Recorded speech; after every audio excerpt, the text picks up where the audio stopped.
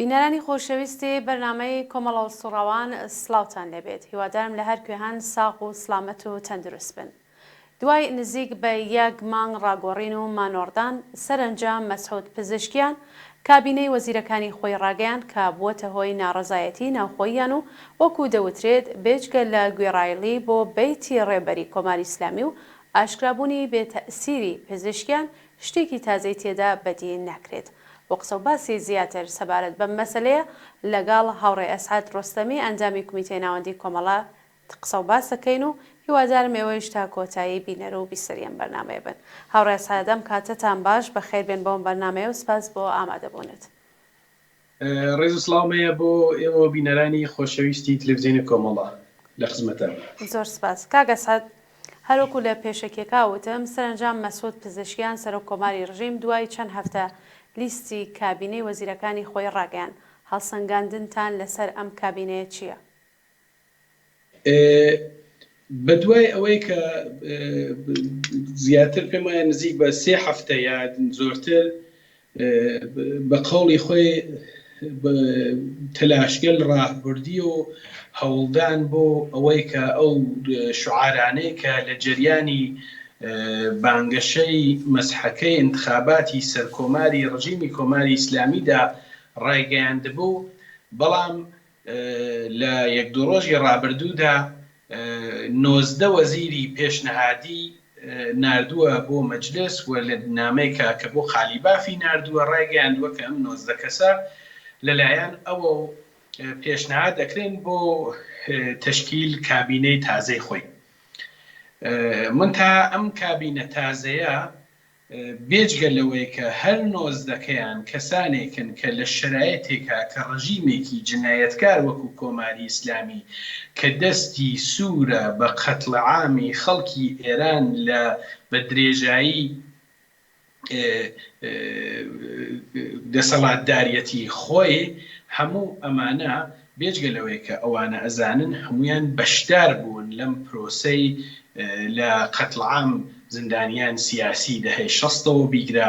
هەتاکو ئازار و ئەشکەنجەی زیندانیان، هەتاکو تەسویبی ئەنواع و ئەقسام قوانینێکی بەشەری کە ئینسانەکان بەپێی ئەو قانونگەلە لە نیو قەرنی ڕابردوو یا لە 50 ساڵی ڕابردووە ئیعدام کراون، زیندان کراون، ئەشکەنجە کراون، مەحرومیەت اجتماعیان وەرگرتووە، تەبعید کراون، خۆیان و خانەوادەکانیان ئازار دراون، منداڵەکانیان ئیمکانی ئیسفادە لە بێسلاح سەتحی ستوحی عالی تەحسیڵاتیان نەبووە. هەموو ئەمانە بەشدار بوون. بەڵام ئەگەر تۆزێک لەم ڕوانگەیە یان لەم دیدەکە بەم نۆعە جمهوری ئیسلامیە بینێ دوورە و بکەوین و بڕۆینە سوراغەوەی کە خۆب خۆیان ناوخۆیانە تەسەوریان چی بوو، ئەمان بەپێی ئەو قسە و باسەی کە پزیشکیان ئەی کرد، بەپێی ئەو قسانەی کە لە جریانی بانگەشەی هەڵبژاردنا بۆ خۆی ئەی کرد، لانی کەم ئەو لە 120 کە بەڕاستی دەریشی خستکە ئەم هەموو تەبلیغاتیانە کرد کە ئیسلاحخوازان ناو حکوومەت ئەوە هێزیان هەیە و ئەمەنەوە ئەوەنە، بەڵکو دەرکەوت بە ئیسلاحخوازان هەم ناو خۆیانەوە هەم دەرەوەی خۆشیان لە تەنانەت و پۆزیسیۆنی متەوەهم بە جمهوری ئیسلامیش کە خەڵکی هەندا بڕۆن ڕەئی بدەن و توانی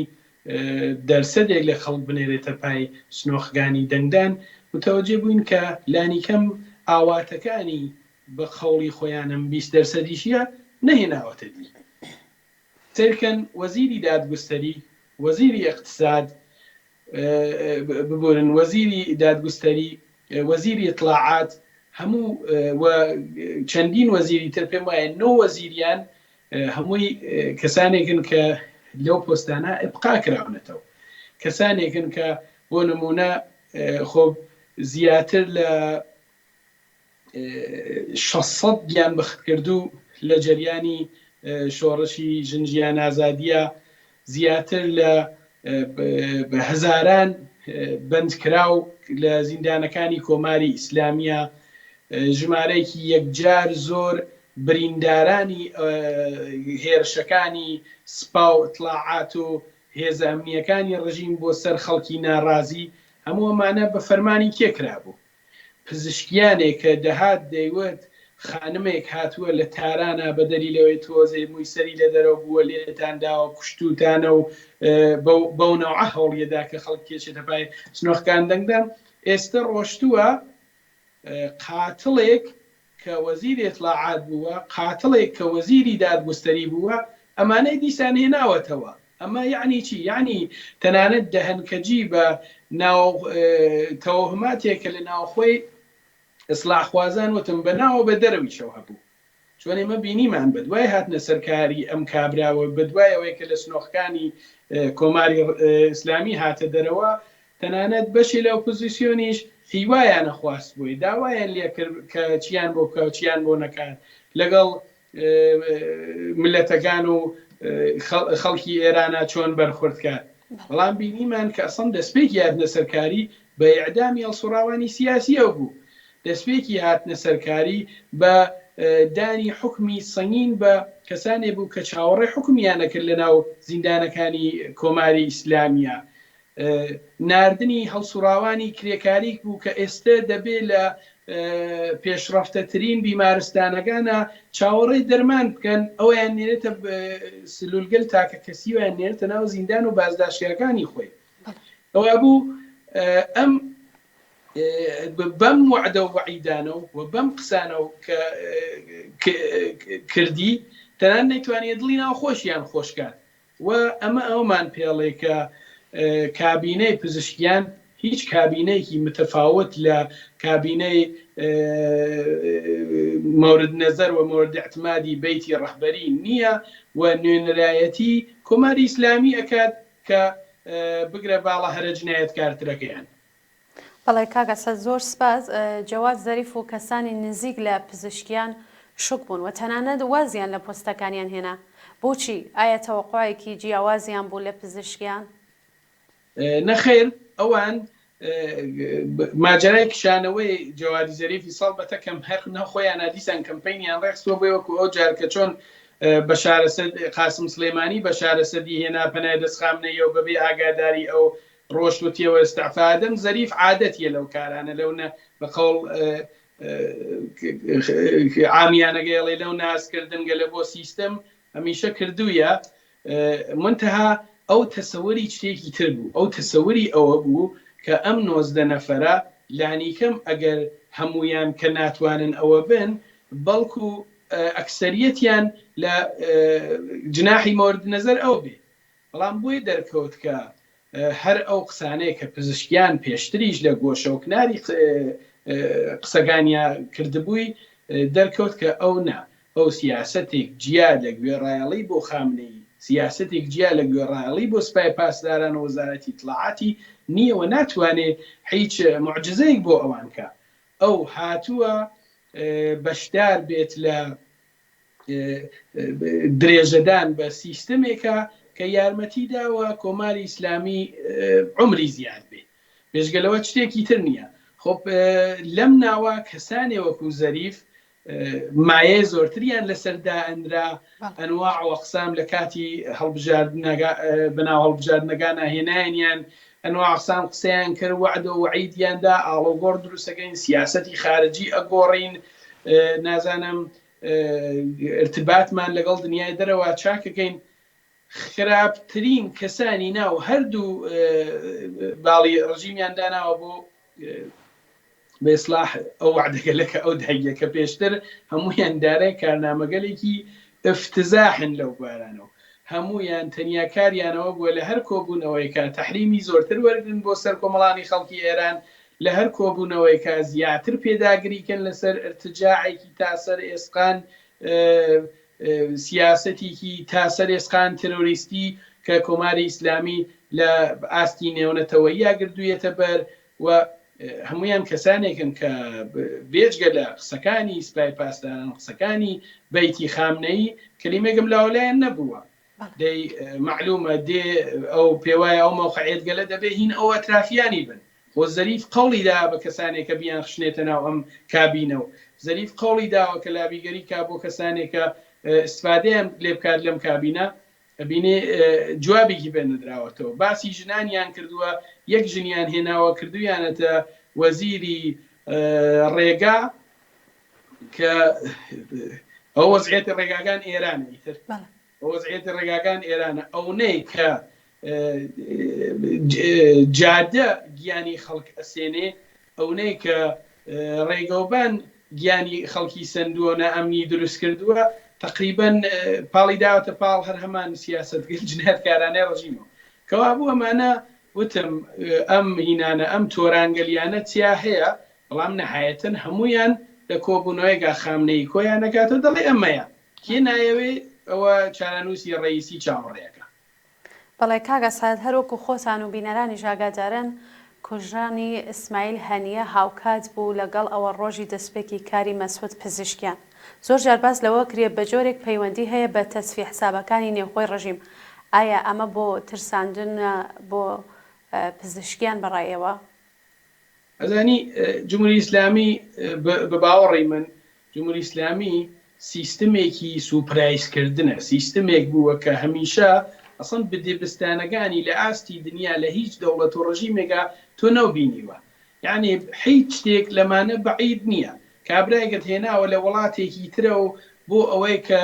لە مەراسم وەرگردن پۆست سەر و کۆماری ڕژیمەکە تا بەشدار بێت ئەیبەی لە پەنایکە دای ئەنی بەو هەموو ئدعاو کە هەتە لەسەر ئەمنیەت و لەسەر بەیسلاح دەڵێ هەرکە ئەموز کاتە ئاوا ئێمە ئەیزانین و چۆچۆوانە معلومە خۆ فرۆشتنێک لە کارا بووە معلومە کە بەیسلاح دانە دەسەوەیەک لە کارا بووە معلومە ئەوانەی کە خۆیان نێژن حتا ئەگەر هەر ئستناد کەین بۆ قسانێکە خۆیان یا کەسانی ناڕازی ناو خۆیان ئەیکەن ڕاستی معلومیەکە کە ئەوان نە ئەوە نەکە باسی یەکەن و نە ئەو دڵسۆزیشنە بۆ ئەم جەریاناتە وەکو حەماس و وەکو لایەنهایەکی ترکە ساڵانە جمهوری ئیسلامی تەقویەتیان ئەکات ئەوان فقط وەکو ئەبزار بەکاریانە هێنن هەر یەکێ لەم مەداحانە و یەکێ لەم سخۆنوەرگەل ڕژیمە لە کۆبوونەوەی کا قسەی ئەکرد کە لە سوسیال میدیا من چاوم لێ کرد ئەیوت بۆچی خەڵک پێیان ناخۆشە ئێمە ساڵانە 1 ملیارد بین بە جەریانی وەکو حزبوڵڵا و حەماس و کوێ بۆچی خەڵک پێیان ناخۆشە کەسانێک لە گۆشە و کناری دنیا بە ئیسلاح جەریاناتی گیان دروست کردووە ئێمە یارمەتیان ئەگەین ئێمە ئەگەر بین بۆ نمونە 100 ملیارد بین بە ناوێکی جەنگی هەر لە ناو دەریاگە و ڕێنەکەوتووە لێدەن لە ناویە بن لێ ئەو 100 ملیاردە ملیارد دەیدەن بەم جەریاناتە کە شەڕمان بۆ بکەن لە سووریە شەڕمان بکەن لە عێراق تەرۆرمان بۆ بکەن لە لوبنان شەڕمان بۆ بکەن لە مصر شەڕمان بۆ بکەن لە عەرەبستان کێشەمان بۆ دروستکەن یعنی بەو نەوعەوە بەو جۆرە سیاسەتەی کە گردویانەتە بە ڕژیمی کۆمەڵی ئیسلامی تەنانەت ڕەحم بە ئەبزار و ڕەحم بە گوماشتەکانی خۆشی ناکە لە مردنی ڕئیسی چاولێکن وەزیری دەرەوە ئێران ڕئیسی ئەو ئیمام جومعە کە لەگەڵیان بووە باقی کەسانێک کە لەگەڵیان هەبوون کوژرانی هەنیە کوژرانی قاسم سلێمانی کوژرانی ئەنواع ئەقسام بەئیسلاح نیروگەل سپا لە سووریە لە عێراقا لە شوێنەکان ترە هەموو ئەمانە باس لە معاملات و فرۆشتن گەلێک ئەکا لە ناو خودی ڕژیمە کە گاز ئەگرن لە یەک بە خاطر ئەوەی کە خۆیان بتوانن لە مۆقعەتێکی باشتری دزین و ڕفاندن و بەدەستهێنانی تەسهیلات و وەرگرتنی پۆڵگەلێ لە بانگانە کە نەیدەنەوە کوژرانی هەنیەش ئەکرێ بڕۆیتە خانەی یەکی لەو معاملاتەوە ئەگینا ببورن خۆب هەڵوێستیان یان بە قەڵ خۆیان ئەنتقامەکانیان چی بوو ئەنتقام قاسم سلێمانی مێشولەیەکی ژیان پێ نەکوشرا ئەنتقامی نازانم هەموو ئەم سەرانی سپا تا ئێمڕۆ هاتوونە تا ئەمڕۆ لیان کوژراوە لە سووریە و لە کوێ فقط هەڕەشە بووە و خامنەی بێرن لە بان جنازە و بگیرێتەوە نازانم آخر حتا لە نوێژێکا کە لەسەر جنازەی ئیسماعیل هەنیەش خوێندی ئەو تەساویرەکە لێ و بڵاو بوو تەنانەت خۆیشی ئەحساس ئەمنیەتی ناکە. ئەم باس لەواکە کە بەڕاستی ڕژیم لە وەزعیەتێکی زۆر تەقولەقی ناوخۆ یا قەراری گرتووە منتەها عەزمیان جەزمە هەمویان لەسەر ئەوەی کە خەڵک سەرکوتکەن، خەڵک عەزیەتکەن، حکمی ئیعدام بن، زیندان زیاکەن، ئەشکەنجە زیاکەن، بەرخورد بە جوانان و بەرخورد بە ژنان ببەنە سەرەوە. بۆچی؟ بۆ ئەوەی کە ئەم سیستمە بانکێکی گەورەیە کە پوڵدزیم تیا ئازادە، دانەوە تیا مەمنوعە و تەنیا ڕێگەی پاراستنیشی ڕاگرتن ڕژیمێکی وا فاسدە. بەڵێ کاگاسەد بەم جۆرە لە دانانی کابینە پزیشکیان چه پەیامێکی بۆ ئوسولگەرەکان هەیە؟ پەیامی پزیشکیان هەر ئەوانەیە کە پێشتیش ئاماژەم بە بەشێکی کرد، پەیامی ئەوەیە کە ئەو نەهاتووە دوژمنایەتی کەسکە، ئەویش هاتووە لە بەئیسلاح سەمەرەی ئینقلاب سەهمی خۆی زۆرتر هەڵبدێ، هاتووە ناوێکی بێ لە ناو ئەم ناوگەلا کە توانیویە زۆرترین ئیمکانات و زۆرترین نازانم کاری دڵخۆشکەرانە بکات بۆ ئەوەی کە ڕژیم بەتایبەت سپای پاسداران و بیت ڕابەری پیان خۆش بێ. پەیامی ئەوەیە ئەگیناوەتم ناکراخۆ ئەو پێشتر ئەیوت بەرخورد بە ژنان کراوە، زیندان بووە، ئەمە بووە، ئەوە بووە. ئێستا هەمان زیندانبان، هەمان کەس کە خەڵکی ئەعدام کردووە، هەمان کەس کە سەدان و هەزاران جوانی ئەو کۆمەڵگای ئێمەیان بە ساچمە و بە ئەو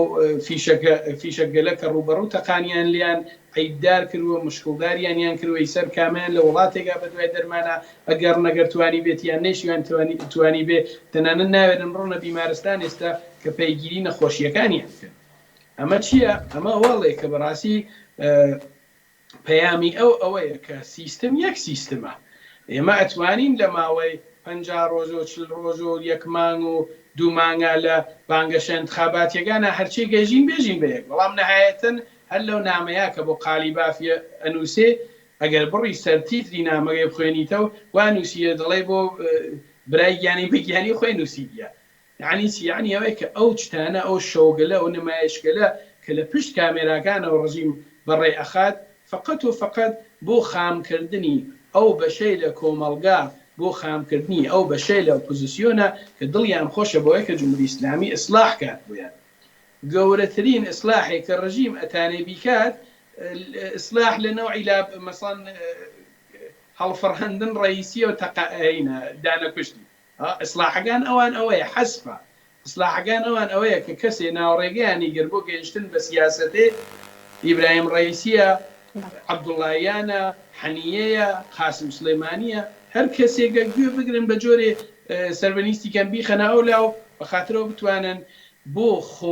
خۆسازدان، بۆ ئەوەی کە بەئیسلاح خۆ ئامادەکردن لەگەڵ ڕەوتێکە کە تێتە بەرەو بەیان لە چه مۆهرەیەک استفادەگەن. بۆیان مهم نییە ئەوەیە، بۆیان مهم نییە کە بە درێژایی مێژوی خۆیان تەنانەت چه خزمەتگەرێکی پیان کرد. خۆ باسی ئەوە کرا کە دوای مەرگ خامنەی ئەسڵەن ڕئیسی یەکێ لە گوزینەکانە، بەڵام معلوم بوو کە ئەوان بۆ بەئیسلاح تەسلیم بوون بە فشارگەلێک کە لە سەریان دروست ئەبێ تەنیا شوێنێکە شاید ئەمنیەتی تۆزێ لە باخی شوێنەکان زیاتر بێ خامنەیەوە چەند نەفەرەی دەوروبەرین کە پوڵ و ئیمکانات و نیروی نظامی و سەرکوتا دەسییانەوە.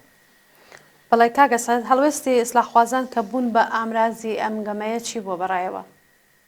بەشێکیانەوانەیان کەوتم متەوەهمن و پیان وایە کە واقعان شتێک بەناو ئیسلاحات وجودی هەیە، جنبشێک بەناو جنبش ئیسلاحات وجودی هەیە، ڕەهبەری گەلێک وەکو خاتەمی و موسەوی و کێ و کێ مەوجودن و پیان وایە کە ئەوان کۆمەکە هەوڵەدەن بۆ ئیسلاحی وەزعیەتێکە لە ڕژیم تووشی هاتووە.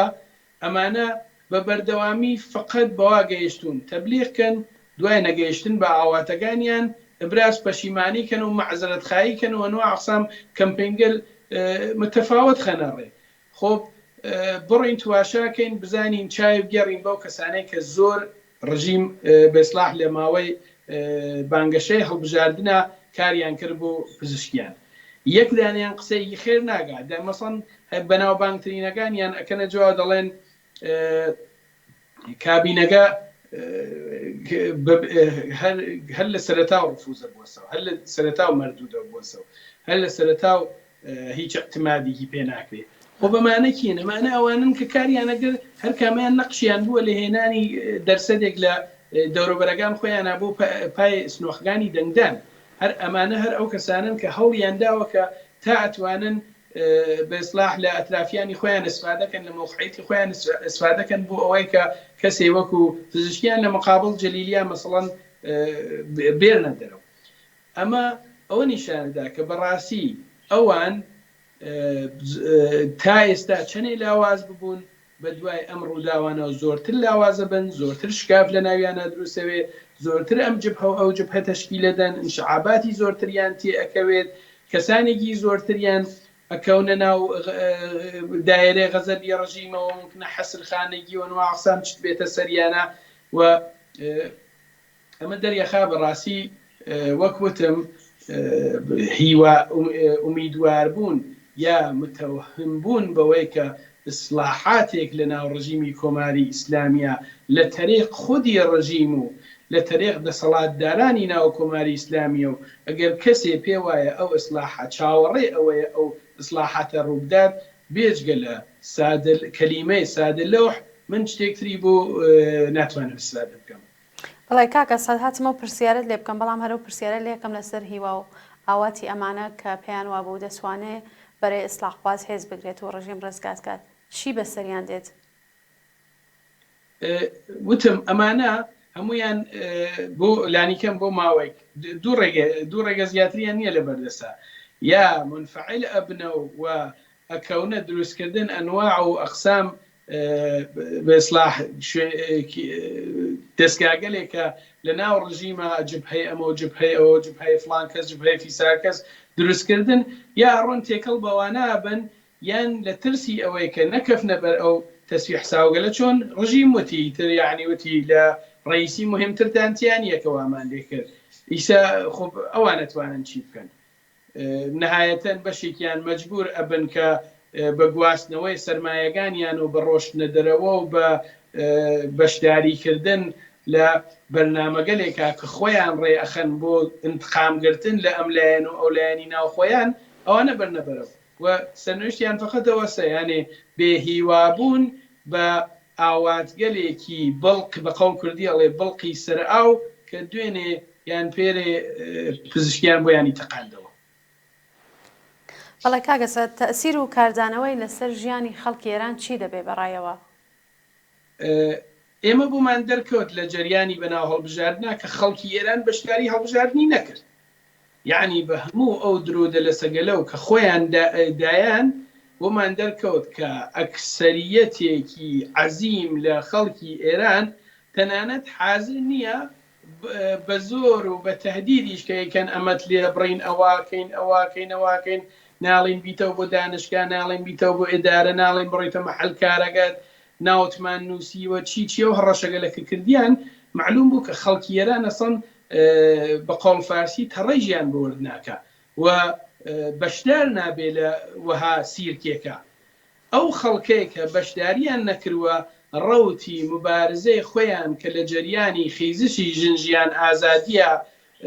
ئەوجی گرت و تانم بێژم نیم قەڕن مبارزەی خەڵکی لە لەحازی سیاسیە و گەشە پێدا و بردە بەرەوە ئەو ڕەوتە ئەدامادن. هەر ئەو نافەرمانی گەلە کە سەرە ڕای هەڕەشە و SMS ناردن و جەریمەکردن و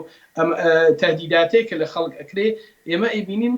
ئەو خەڵکن لە مقابڵیانە ئەوێستنەوە، ئەو خەڵکن کە بە ملیۆن ئاعترازەکەن بە حکمی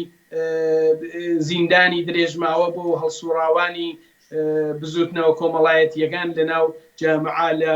هەڵسوڕاوانی ژنجیان ئازادیە و بگرێت تا هەڵسوڕاوانی کرێکاری. ئەوە هەر ئەو خەڵکن کە ئەمڕۆ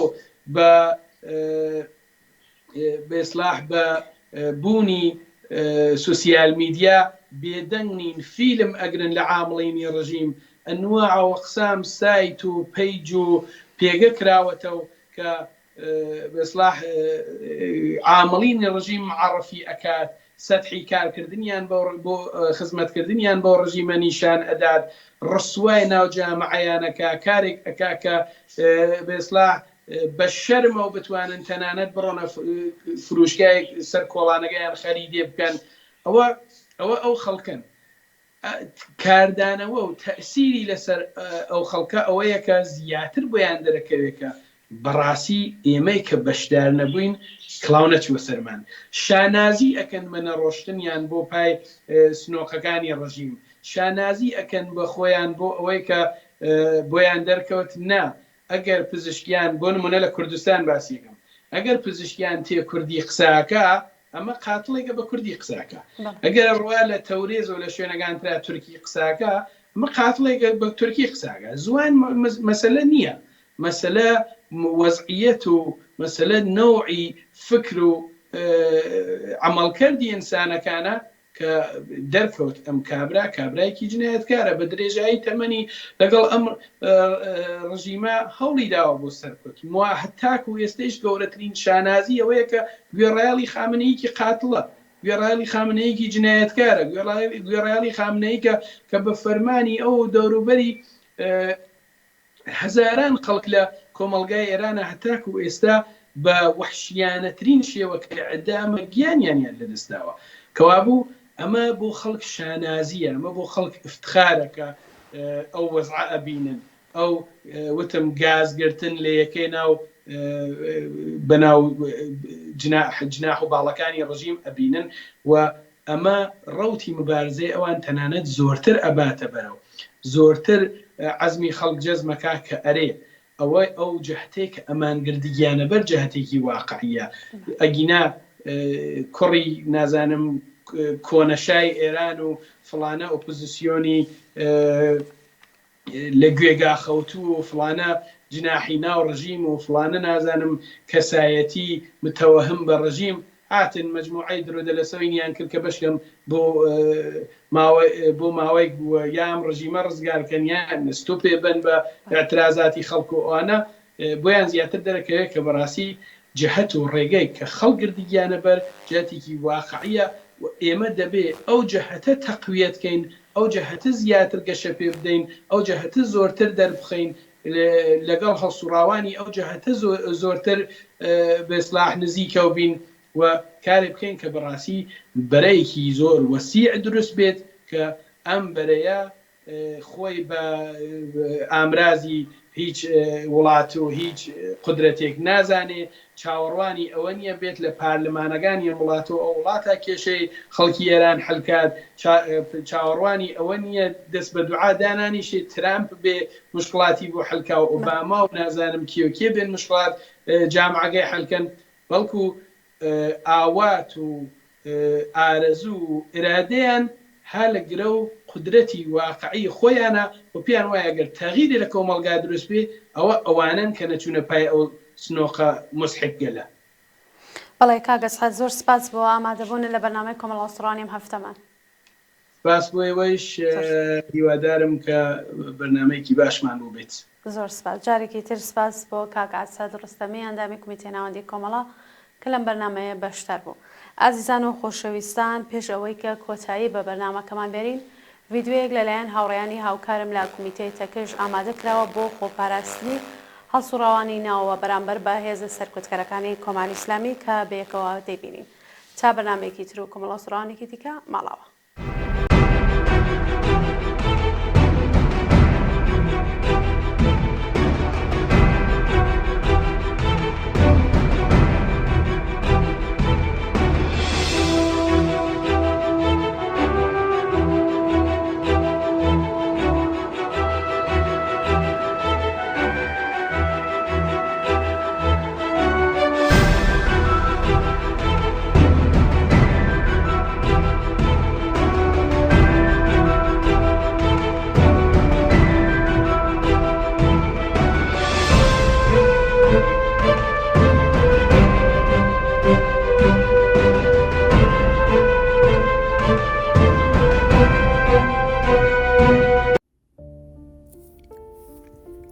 چەند نوکتەیەک سەبارەت بە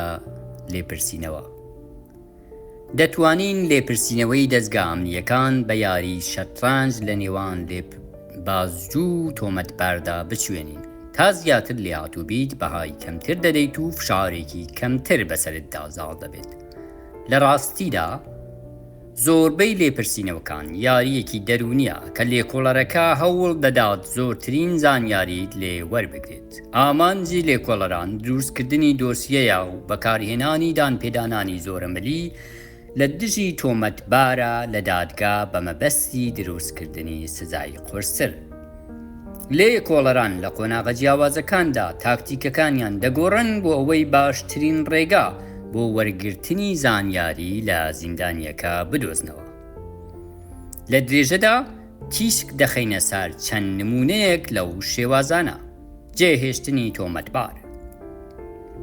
تاکتیکێکی باوی لێکۆڵەران بۆ فریودانی تۆمەتبار بە مەبەستی ناچارکردنی بە وەڵامدانەوە و دانپێدانان لە دژی خۆی یان کەسانی دێکات جێهێشتنیەتی. دێنەوە و بە تۆمەتبار دەڵێن ئەگەر هەندێک کردار یان تۆمەت قبول بکەیت ئەوا لە بڕیاری کۆتاییدا داشکاندن دەکەین و لەوانەیشە پێت بڵێن بە تەواوی ئازادت دەکەن. بەڵام ئەوان تۆمەتبار فریو دەدەن و بەکردەوە ئەو دانپێدانانە وەک بەڵگەی تاوان لە دادگا بەکاردەهێنن. بەشێک لەو چالاکوانە سیاسیانەی لە ساڵانی ڕابردوودا لە سێدارە دراون ڕایان گەیاندووە کاگەر تۆمەتەکان لە دۆسیەکەدا قبول بکەی لە دادگا یان لە بەردەم کامێرادا ئەوە ئازاد دەکرێن یان سزای زیندانی کەمتریان بەسەردا دەسەپێنن. بەڵام وێ ڕای فریو خواردنی ئەو وعدەیە لە سێدارە دراون. 2. بەکارهێنانی چاوبەست. یەکێک لەو تاکتیکە باوانەی کە لێکۆڵەران بەکاری دەهێنن بەکارهێنانی چاوبەستە و هێشتنەوەی دەستگیر کراوەکە بە چاوەڕوانی.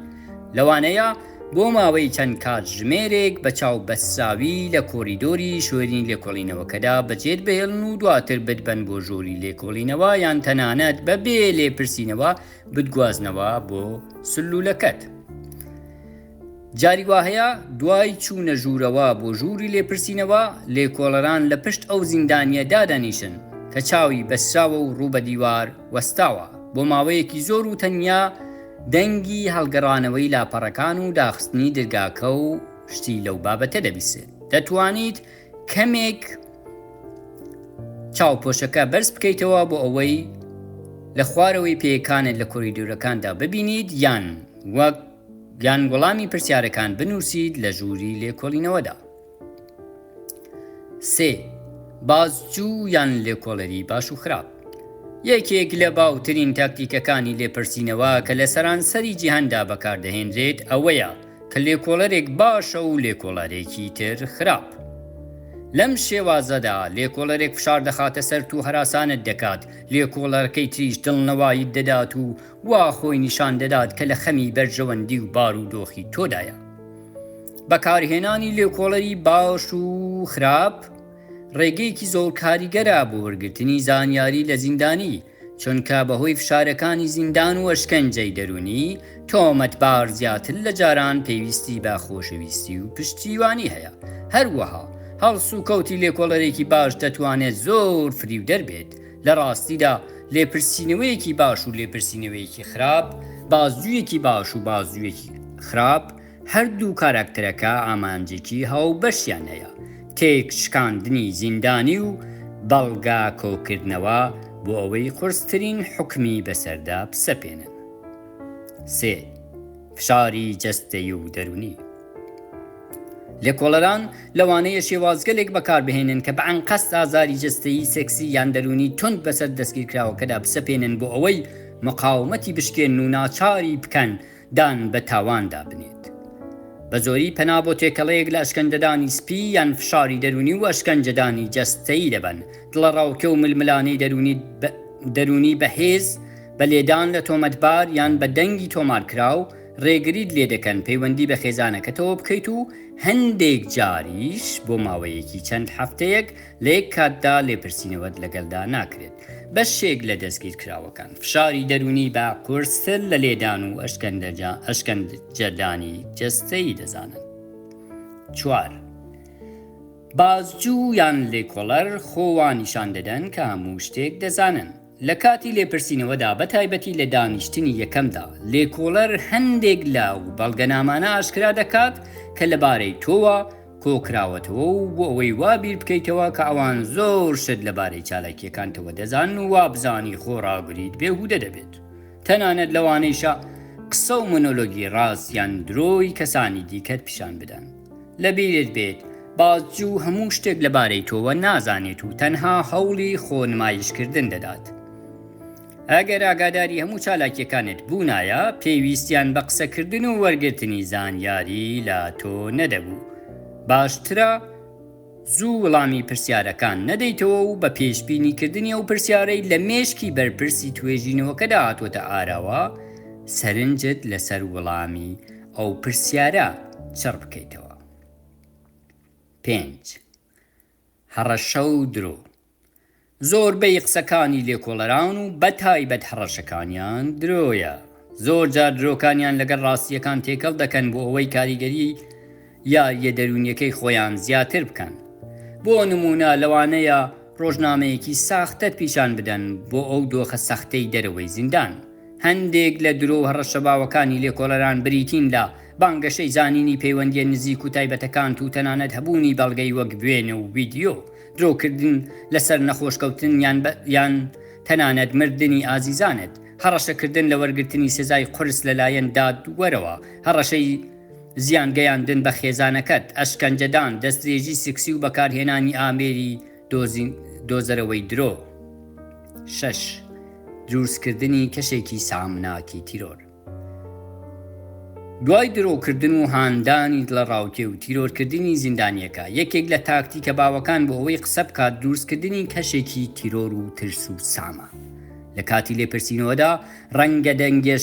ئەشکەنجەدان یان هەراسانکردنی کەسانی دیکە پەخش بکەن یان ڕەنگی سوور بڕژێنە سەر کۆریدۆرەکانی ناوەندی دەستبەسەرکردن بۆ ئەوەی وابیر بکەیتەوە کە ناوەندی دەستبەسەرکردن بە خوێنی زیندانیە ئەشکەنجەدراوەکان پەڵە بووە ڕاهێنانی خۆراگری لە بەشی تەندروستی دەرونی یارمەتیدەر دەبێت بۆ ئامادەکردنی مێشکت بۆ مامەڵەکردن لەگەڵ تاکتیکەکانی لێکۆڵەران